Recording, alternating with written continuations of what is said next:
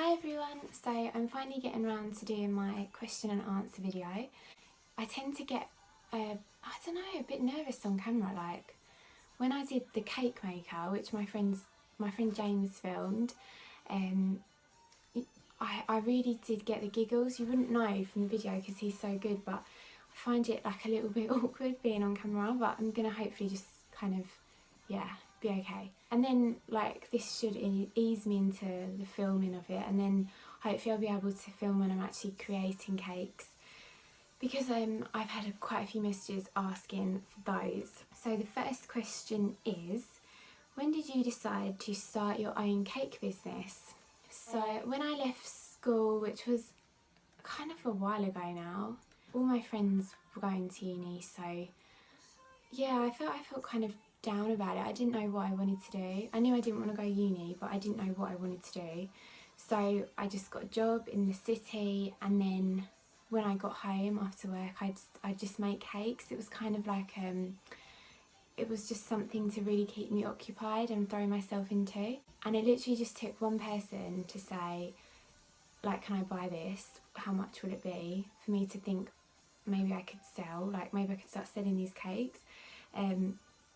Yeah, so that is literally how I started selling, and that as soon as you start selling cake, essentially you have got a business.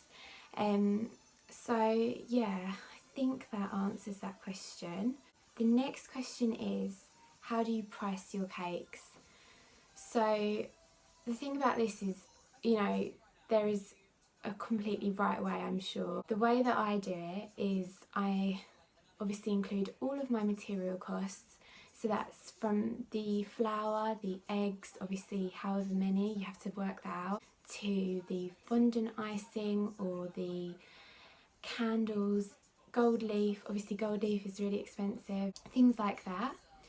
And then on top of that, I will price a cake according to how many hours it's going to take me. Basically give myself an hourly pay. I think that is, when I first started doing this, I did look it up, and that was something that I read to do. And obviously you add that to your material costs, and that's your cost for a cake. My cakes do take a long time to create. I have ones that take less time to make, but a lot of them are very timely, and therefore, the price reflects that. So yeah, I mean that, and that is why sort of, you can go into certain shops in the high street and you can quickly get a cake. It doesn't cost too much, because that's what they're trying to do. They're giving you an option where it's not taking too long to make, and then they can just whip it out and you've got it straight away on that day you want one. So yeah, hopefully that makes sense. So the next question is, how do you get your pastel shades for icing and buttercream? So yeah, I don't really like to work with bright colours, just in general. This probably makes me sound really boring. Even homeware, I like everything to be quite muted. Obviously I've got like a blue vase there, so that's not, but generally speaking, I like everything with like a sort of subtle tone to it, which is hopefully what you can see from my cakes. The way that I make everything quite sort of soft on the eye is I add a speck of dark brown food colouring. So when I say I add a speck, I add a speck. So I get a cocktail stick, and I'll literally, so let's say I've coloured some icing up to be pastel pink with some pastel pink food colouring. I will get a cocktail stick, dip it in here, and then I'll just literally prod it into the icing. And it's kind of like a trial and error thing. I mean, I've got used to it now, but it's always best with food colouring to start off with not a lot, and then you can add more. You can always add more, you can't take away. These are gel food colourings, so they're really strong. You don't need much at all. That's my recommendation. Start off with like a pastel pink food colouring, and then just add a little bit of dark brown just to soften that pinkness. The next question is, were you arty at school? So I bet my friends watching this will be like, yes, she was. I was arty at school.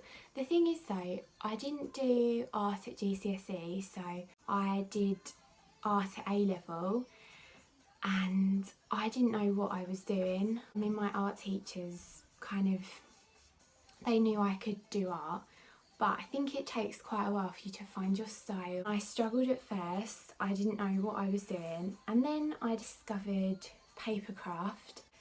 Yeah, I just went to town. So I'm going to show you some of my artwork. So I studied Musha for ages, did a few Musha sketches, love, always did. And then I sort of moved on to sketchbook, trying to sort of mix the two, papercraft and Musha work.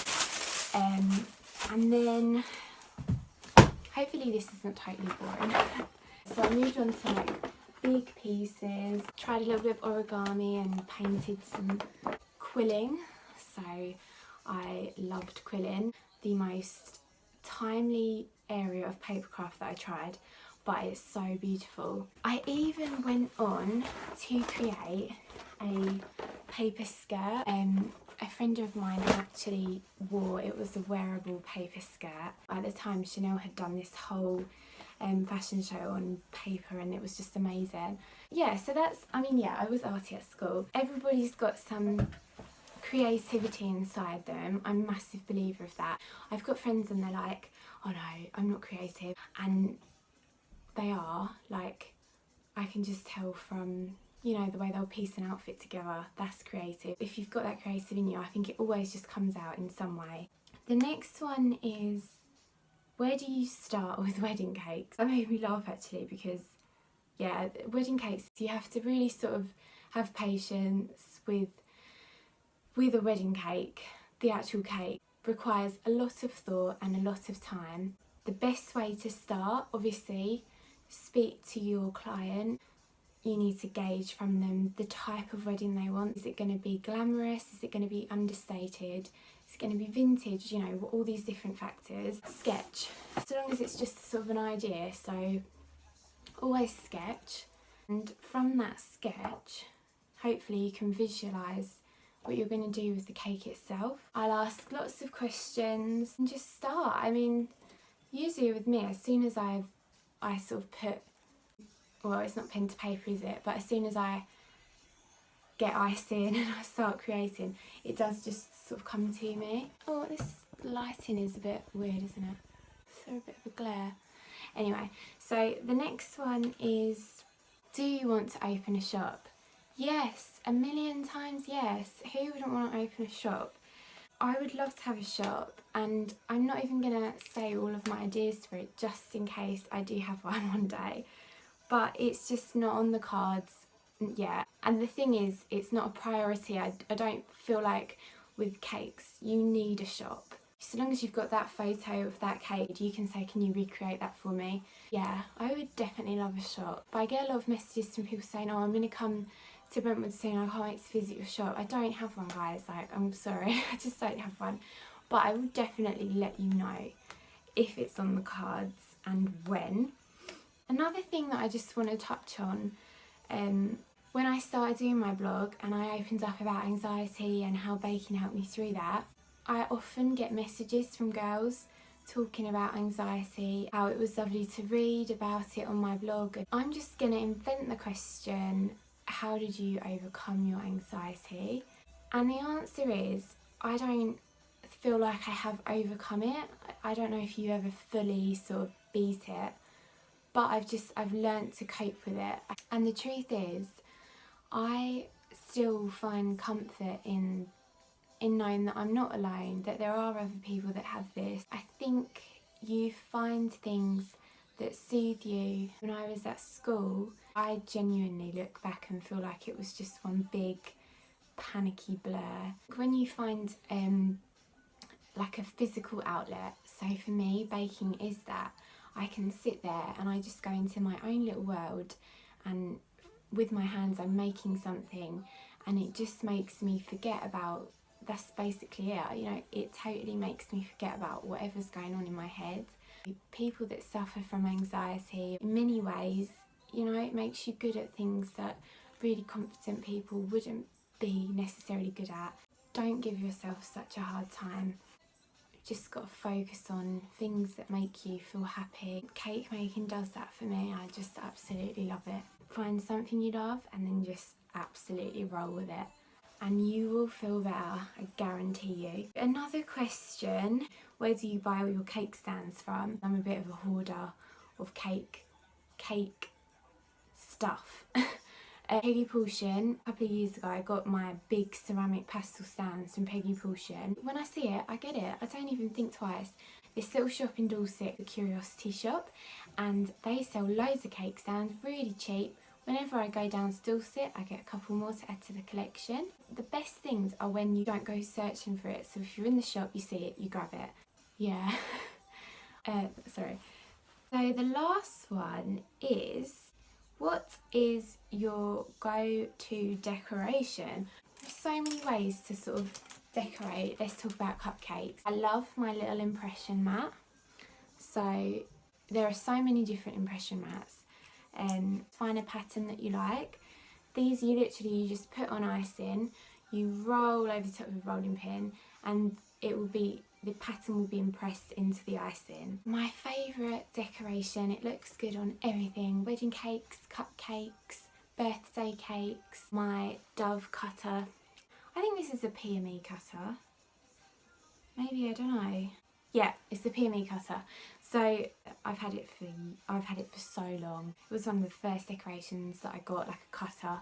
I still use it all the time. Yeah, that's probably my favourite. But yeah, I keep saying it's going to be the last question, but there is one more that I want to answer. Is where do you get your ideas from for cakes? I just think that is such an open question. This sounds so cringy, but because I go walking a lot, since I did the moonwalk, I always go for walks. I can just be walking along in like a really nice area in Brentwood, like in a field or something, and I'll just be inspired for some idea for a cake. Inspiration can come from places or from people, or of course from other people's work. All of the Instagrams that I love cake wise are in Australia. My absolute favourite is Nectar and Stone. I just think she's got such a good vibe on her Instagram and her cakes. I've always been inspired by her. She was probably one of the first people that I followed actually with, you know, cakes in mind. And there is that fine line between I'm inspired by and oh, I'll make that as well. I always try to ensure I'm inspired because I want to put Bridie into the cakes. Do you know, I want it to be that Bridie's cake that you're getting, and hopefully I do achieve that. But so let me know if you enjoyed this video. If you didn't, then maybe don't. And hopefully I'll do more. And yeah, thanks everybody. This pinafore isn't very practical, is it? Okay, bye guys.